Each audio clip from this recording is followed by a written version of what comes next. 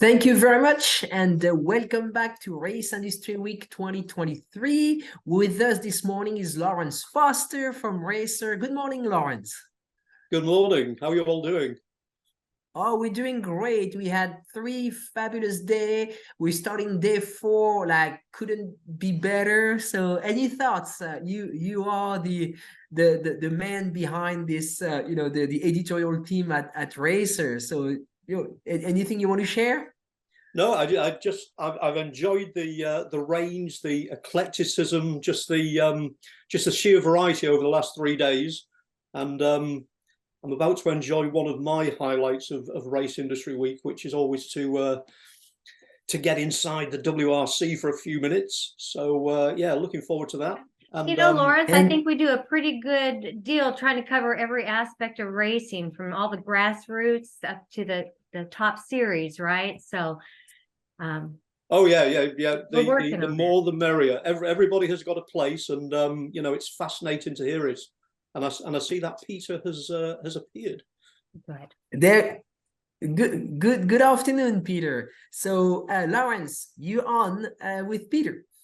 Well, thank you very much, Peter. This has become an annual tradition, and always fascinating to get an update and get the insight on the WRC. So 2 weeks since we finished the 2023 season in Japan, 8 weeks, if my math is correct, before we start 2024 with the Monte Carlo Rally.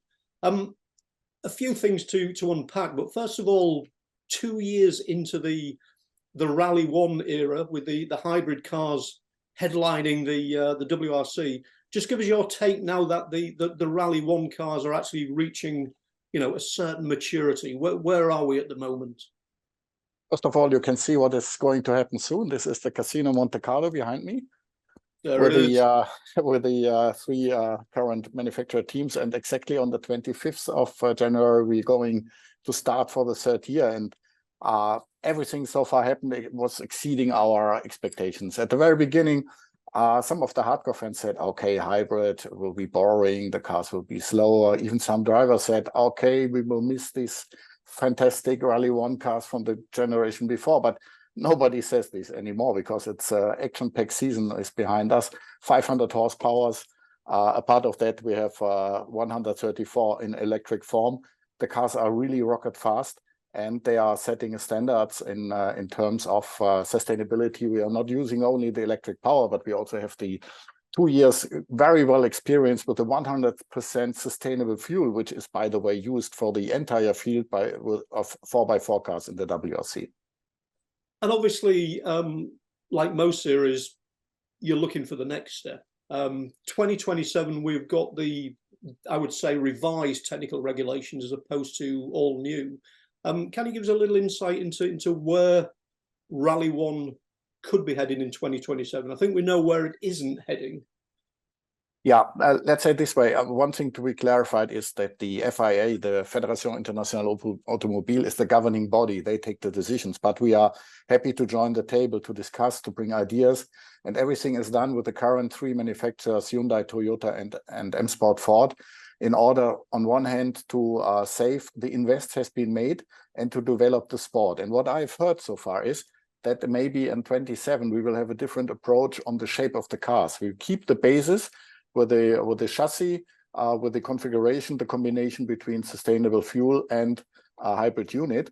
But the main aim, as far as I learned, is to get the cost a little bit down and to give more flexibility in the choose of the bodywork. That means we have at the moment the kind of possibility of scaling. If you see the Hyundai i20N, this is a coupe.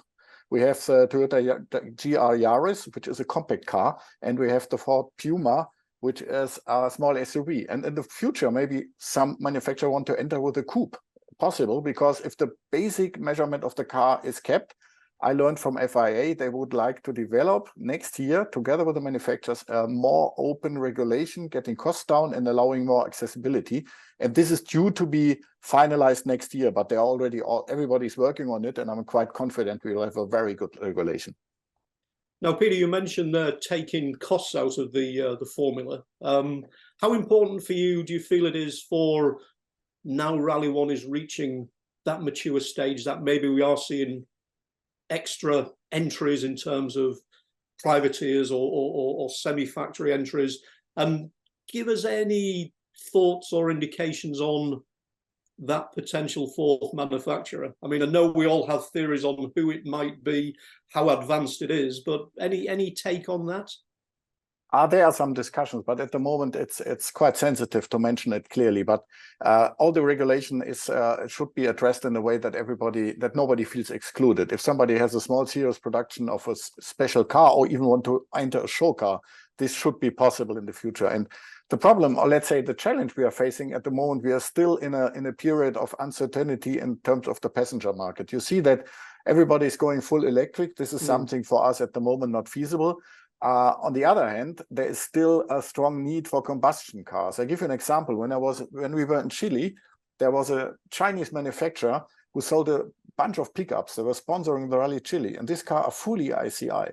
I would not deny that that electric is very important for mobility, but maybe in some region of the world, and we are World Rally Championship, ICI will still keep alive for several decades. And for that reason, we are well prepared with the sustainable fuel. But at the moment, we are discussing with a lot of people, and the main message should be the invest is lower than in the past, and you can be fast competitive due to the learnings. And this is something I think we can offer a good package, but it's a challenge to get somebody on board. That's for sure. And looking at the hierarchy, we have the Rally 1 cars, we have the Rally 2 machinery. We had a magical moment on the opening morning of Rally Japan, where suddenly WRC2 cars were there, sort of reaching the bottom of the top 5. You know, it was obviously circumstances, basically a monsoon-like road conditions helped. But is there an impetus to maybe narrow the gap between Rally 1 and WRC2, the Rally 2 cars? No, the gap is big enough. I think the gap is sometimes even too big. We see it with young drivers when they want to move on from the Rally 2 to the Rally 1. It's a big gap. But Japan was, for me, it was the first stage in the rain on Friday. Afterwards, you are more wise than before. Maybe it was not a good idea to run on these conditions. And we had some accidents. And I learned also that there was some issues with the windscreen heater on some of the Rally 1 cars. And Andreas Mikkelsen in the Skoda didn't have that problem.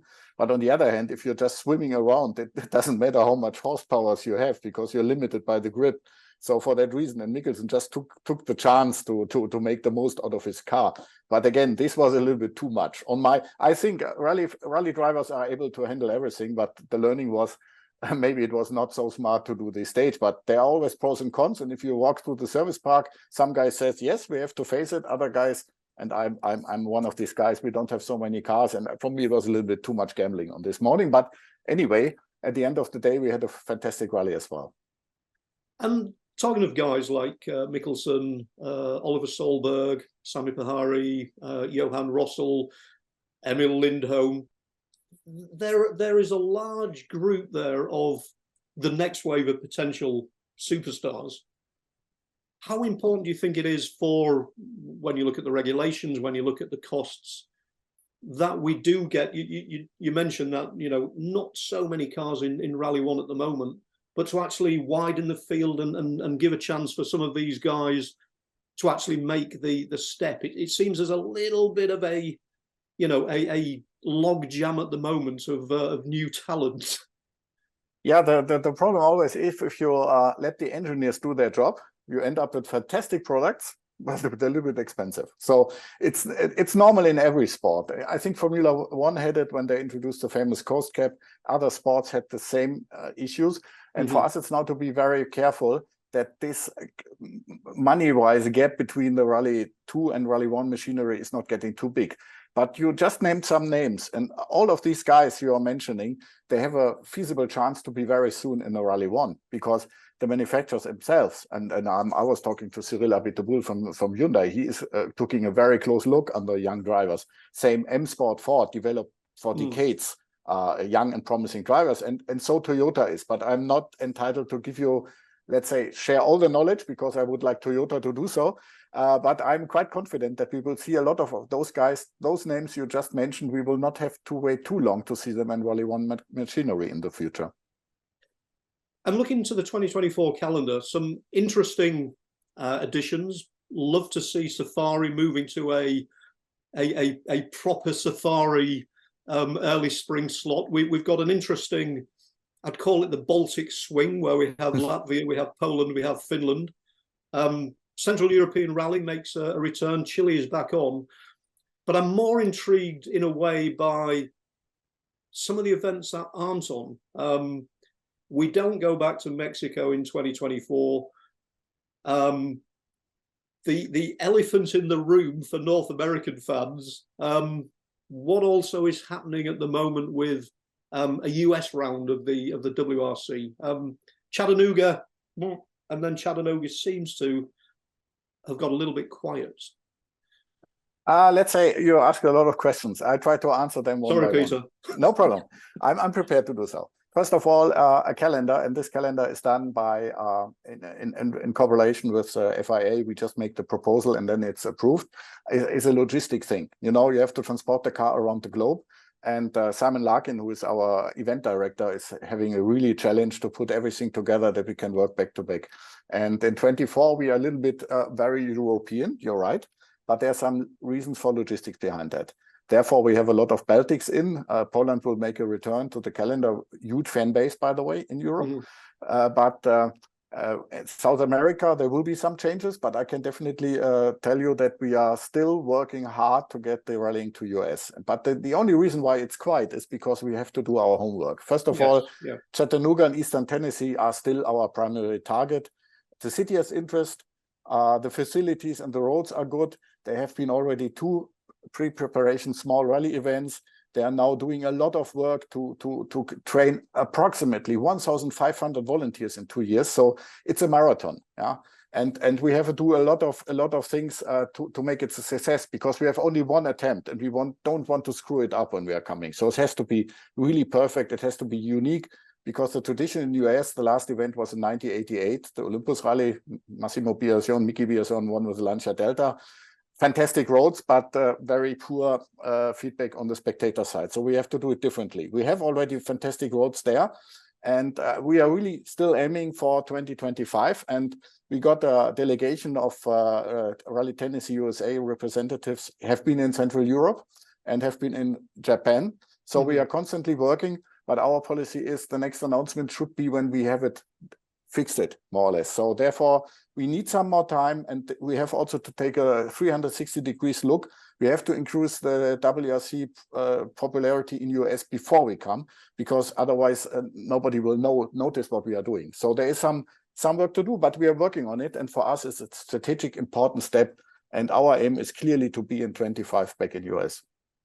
And you talk there about the rally base in the US. Now, a big year for the WRC with the launch of Rally TV, 24/7 rallying, not just the WRC, ERC, World Rallycross as well. Yes, very tasty crossover there. What is the feedback on that, and just give us an overview on connecting with, especially a North American audience? North American audience is quite important, and we get more and more fans. Therefore, we are quite optimistic that we are just meeting the sweet spot when we are coming to US. First of all, we have to see the Rally TV on 2 points. First of all, it's OTT, it's TV. Some stations even got the live program in pay TV channels. But we should never forget, all our TV operation is something which is the basis for our TV broadcasting strategy globally. So at the moment, for example, we have 50 TV stations broadcasting in 150 countries worldwide with our product. So therefore, this is a good development, but it's also a marathon. So therefore, we are quite optimistic. And for us, it's a very important tool to activate also our fan base in US. And you're also there, you were talking about for a US round, training the workers, getting that infrastructure in place. Talk a little bit about ARA, your connection with that, the fantastic job guys like Preston Osborne do in terms of the US scene, but sort of seeing that moving a little more towards WRC in terms of classes, just in terms of infrastructure. How important is that to have that base on the ground? That's very important. The closer the regulation are coming to the current FIA regulation, it helps also in terms of having local drivers. Anyway, they will have a chance to participate, even if it's a WRC event. I'll give you an example. We just came from Japan. Japan has also local categories. We had a meeting with the JIF, the Japanese Automotive Federation, and they are also looking more and more to harmonize the regulation, because I think the regulation done by FIA with these 3 categories, Rally 1, Rally 2, Rally 3, especially Rally 3, could be a good way, because we have a lot of cars which are maybe a little bit aged, the former Group N cars doing a local championship. And this category can open the door wide. And for example, Subaru USA is now having a fantastic car doing in rallying, which is not so far away from our WRC cars. And I really like the enthusiasm of RAA, because we need that. We need that because this is what is existing. We want to come. So anything they do in our direction will help us, and will help us developing the sport in US. And how important do you think for establishing perhaps a North American driver? I mean, we've got over here, you know, Brandon Semenuk is basically the man. Yep. But to sort of maybe get him to break out into a larger market, do you feel that a North American driver is essential to the WRC's success over here? 100%, and especially the guy you just mentioned is a talented and super fast driver. He is Canadian, right? Yes. And because I just saw in the chat, North American, near enough. North American, exactly. I say this because I saw in the chat the question when we are going to Canada. Yeah, there are also some discussion. Simon Larkin told me. I would not exclude that, because North America is a big area. And again, Brian, I would really interested to see him in a WRC car, or see him even in WRC2 competing against the rest of the elite. And I'm totally sure he has the speed, and he is a Red Bull athlete. I heard from our friends from the bases that this is a very, very good and very sympathetic driver. I don't know him personally, but I think this guy would be really fantastic when we are in Rally USA, to see him competing against our guys from Europe, and I think he will be quite quick. I mean, the local hero, put it into perspective, Chile, Alberto Heller, who probably had longer lines for autographs than your Robin Perez and your Neuvilles. Yes. Do you feel that's something that is maybe missing, given the current framework, that we're not getting so much of the local heroes taking on the circus coming to town kind of thing? Or this is super important to have these local heroes. And Alberto proved in Rally Chile not only that he is a nice guy, he proved that he is really fast. If you see the special stage times he made, he was competitive. And I heard that he is thinking about to do more events in the WRC in the future. I hope so, because he is really enriching the thing. And we learned a lot in terms of promotion. He was way better than some of our guys. And you're right. Maybe on some points we have also to learn from championships like NASCAR to be closer to the fans, to make more engagement. And, we are always questioning also our format. There's a lot of changes in discussions at the moment. We had a good feedback from drivers, from event organizers. We made a kind of task force to develop our sport, also in terms of format of the events, in terms of point system. We are traditional, but sometimes we have to be careful that we are not sticking too long to traditions. We have to move on. And this is a process which is worked out together with FIA, because you must know we are responsible for promotion. All the rules are done by FIA. Nevertheless, we are talking to each other because it's our common product, and we have to develop that carefully. And coming back to this again, yes, we try to encourage local drivers. We also give some logistic support for people to enter foreign rallies. We did this successfully. And for that reason, I think this is the way to go, to keep it even more popular in countries like that, You also mentioned format there, Peter, and we've just seen in the UK the Roger Albert Clark Rally. Yeah. 5 days, cars basically jamming the roads of Wales. A really sort of old school RAC type marathon. Is there any leeway, any prospect within the WRC to maybe have one or two events? I'm not necessarily saying old style safari length, but anything where it goes a little bit outside the box in terms of formats. Yeah, discussions ongoing, and we placed our ideas, and the drivers have ideas, the manufacturers have ideas, and the FIA is very open to that. I learned that on the next World Motorsport Council in spring, they will discuss about that, about the repositioning of all the rally and off-road events in order to get some kind of logic behind that. What the Royal Albert RSC Rally did is fantastic. But I did the RSC Rally in '93 as a co-driver, and you cannot return to that, because at this time we are running through the whole country with a bunch of service cars. We had our footprint was like of a dinosaur, so we have to adapt ourselves to the modern life. It's nice to have these heritage events, yes, but I think the current regulations are good. Maybe there is a possibility of giving a little bit more shaping on events, that you have some shorter events, then you have endurance events, Safari Rally Kenya, a long one, or maybe others are short. But this again is something which is under supervision of the FIA, and I'm confident there will be a good future ideas coming out of this discussion which is ongoing. In the past, Peter, you've discussed how the European Rally Championship can become a feeder, a generator of talent for the WRC. Just give us your take on ERC and where that stands at the moment. It works both ways, luckily, because last year or this year in '23, it was a fantastic boost. We had numbers of participants and also quality of the field. We have a New Zealander winning the European Rally Championship with Hayden Paddon.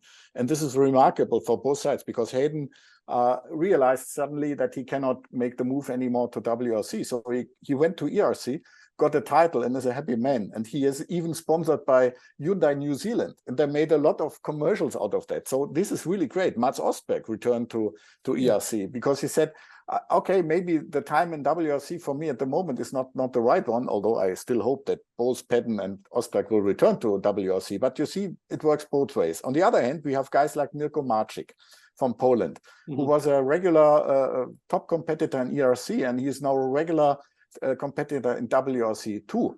But the gap between WRC and ERC is quite big.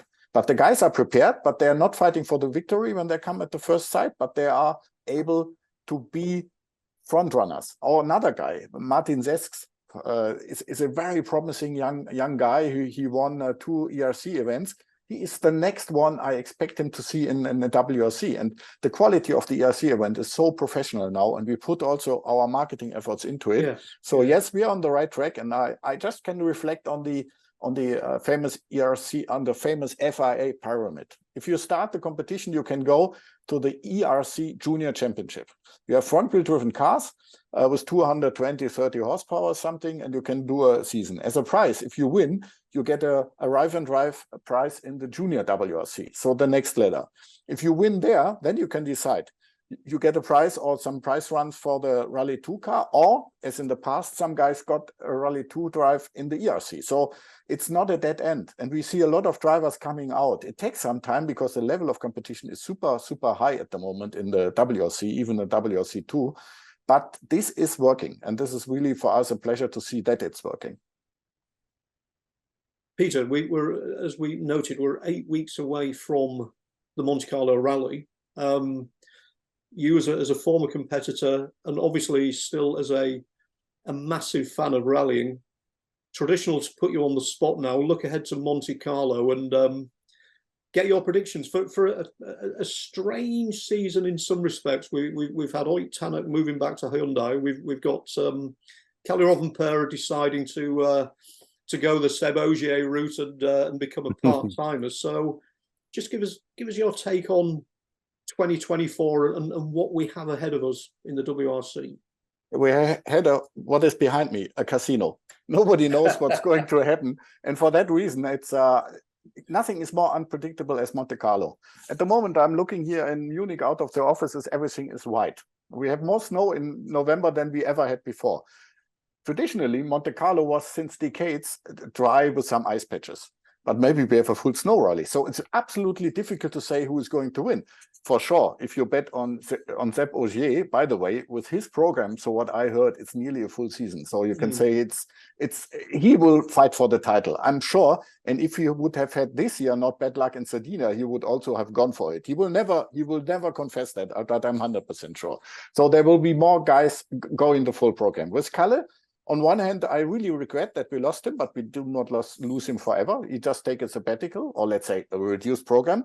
And we must understand that this guy is sitting in a rally car since he was walking. So therefore, I understand that, and he's so young. So, okay, we have to accept it. It's not great for us. I would lie if I would say that I like it. But on the other hand, I understand it. And I know Kalle, and I think if he has recharged his batteries and coming back in 2025, it will be good. But anyway, every rally he will compete in 24, he will go for the victory. So we will have a fight. And even those guys who are doing the full program have to be faster like him in order to be champion. So I think even with these changes, the season will be much more unpredictable. That means more thrilling sport. So I'm quite positive that Monte Carlo will be the start for a fantastic action-packed season. And I think if we can sum up the variety and the just the challenge of the WRC, the fact that we, in the opening rounds, we go from, as you say, goodness knows what conditions in the Alps for the Monte Carlo. We then go to the snow and ice of Sweden, and then we've got some safari. We've got Kenya in the rainy season. So I think that really sums up the essence of the WRC. Yeah, it's exactly what you say in a nutshell. And for Kenya, I know that there is a homologation change that the cars have to use or can use snorkels. We will see snorkels again. Because, excellent. Yes. So we will really have the safari pictures. I know last year some of the WRC2 cars used snorkels. Now for the Rally 1, they are also introduced, and teams will mount them. The only thing we have to be careful that the snorkels will not cost more than the entire car, because if engineer does it. But I have confidence that the technicians at the FIA make a smart regulation on that. But it will be super spectacular. You know, then this is exactly what you said. We have, first of all, Monte Carlo, lottery on circumstances. We have a fast and fantastic full ice and snow-packed Rally Sweden. And then we go to the jungle with water splashes, and we have 3 different images before we return to the European classic normal rallies. And this is exactly what the challenge and what the thrill and the adventurous character of the World Rally Championship will make. And I think especially this calendar next year has some surprises and will be amazing to see that. I've just had flashbacks to my old Reinhard Klein calendars of Toyotas coming out of exactly out of mud holes. And yep.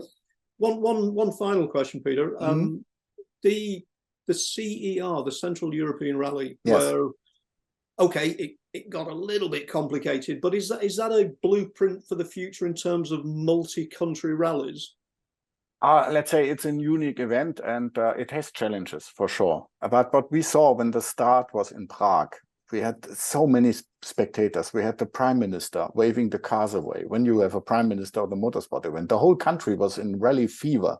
We saw so many spectators. On the logistical point, the ADSC, the Czech Motoring Association, and also the Austrians, they worked really well together. And you should not forget, we have a language barrier. We have Bavarian, we have Austrian, and we have Czech. And sometimes none of them speak English. But at the end, it worked. There is some fine-tuning necessary. Yes, we have a long travel times between, especially the opening stage and the start on Thursday before the cars were back in Passau. Maybe we need to have some more stages, that they're not only cruising on the liaison.